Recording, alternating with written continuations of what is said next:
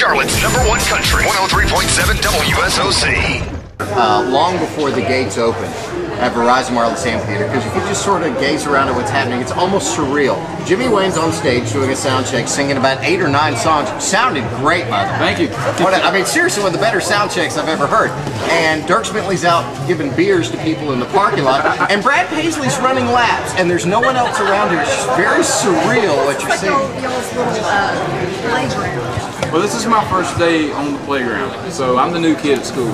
Now, what I was wondering, is this the first big tour that you've been a part of? First tour, first major tour in my life. This is the first day, and what's so ironic about it, it's obviously in my hometown, you know? So I'm very excited. And all the folks around me, I mean, these are hometown folks. I've seen a lot of them before at shows that I've been to, you know, within 300 or 400 miles. I mean, it's just quite amazing. Yeah, we're taking for granted because everybody's here knows this guy. Jimmy Wayne's in the house! That's awesome. It's pretty amazing. Were you able to get him sleep last night? No, I swear. I mean, you say that, and I wasn't able to sleep. I remember getting up. I got on my phone, read a few emails. I couldn't go to sleep. And then I had to get up at 5 and, you know, start over again. So I mean, I'm kind of surprised that this still makes you nervous. What else makes you nervous as a performer?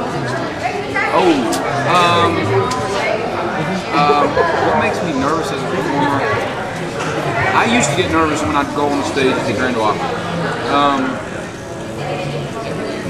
I guess today, it being the first day of the major tour in front of all my family and friends and peers, I'm a little nervous, I gotta be honest with you. That makes me nervous.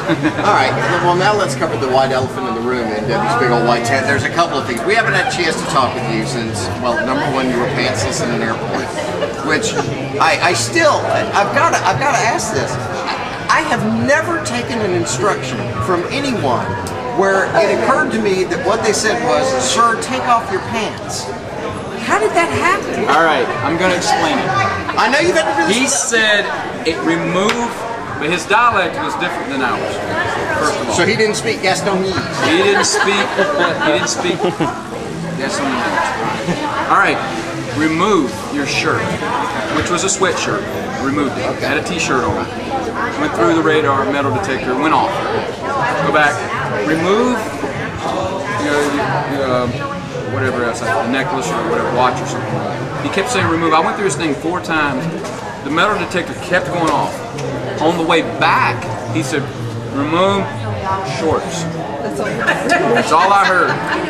So I was like, did he say remove my shorts? Oh well. Took them off, and I didn't think anything about it, and I noticed that everybody behind me just took off running. They took off because they knew if they didn't get through that security before I got caught, they were going to shut the airport down. Well, what was odd was I read it that morning, and the first thing I did is I picked up the phone and I called Catherine Lane. Because for those of you who don't know, Jimmy Wayne and Catherine Lane, they keep in touch. And I said, "What is up with your boy? He's not wearing pants in an airport." She says, "Charlie, I gotta let you go. I'm on the phone with him now. I'm talking him off the bridge." So I went back and got in line.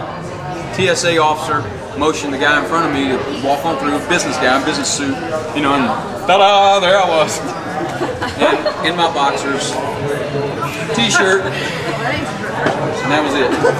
And that's how Jimmy Wayne goes from WSOC to TMZ in a moment like that. In handcuffs. 25 minutes interrogated in the airport in front of everybody. In my boxers. Yeah, at least get some camera time. At least I could have had a WSOC t-shirt on or something. At very least. And now, with the other thing we got to ask you about, was it just a couple weeks ago, apparently everyone else has a key to your bus but you. How does one get locked on their own bus? Well, something happened to the locking mechanism in the door and something broke. So we couldn't unlock it from the inside. Did you have a cell phone with you or anyway? Oh yeah, well, I was looking out the window and I was telling everybody I can't get off the bus.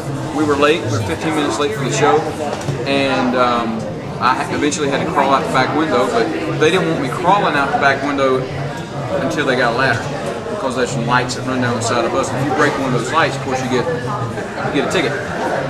If you So break, lights are more important. I was about to say, if you break your neck, there's no nothing. Well, see, that's why they get the ladder. Okay. Yeah. So they weren't taking any chances. Fantastic. Oh, there's more. Trust me. You know what? Your life just gets more and more interesting. It's crazy. In fact, the further away He only knew. the further away you get from Gaston County, the straight, the further you, isn't this There odd? ain't no weird stuff going on here, huh? The stranger his. Follow me here. Normally, when one gets closer to Gaston County, things get stranger. The further away he gets from Gaston County, things get stranger. I was so grounded, man. I mean, you know, everybody kept me in check, so when you get out there on the road, it's just like, stuff starts happening. All right, so keep Jimmy Wynn on the prayer list. Well, man, good luck to you tonight.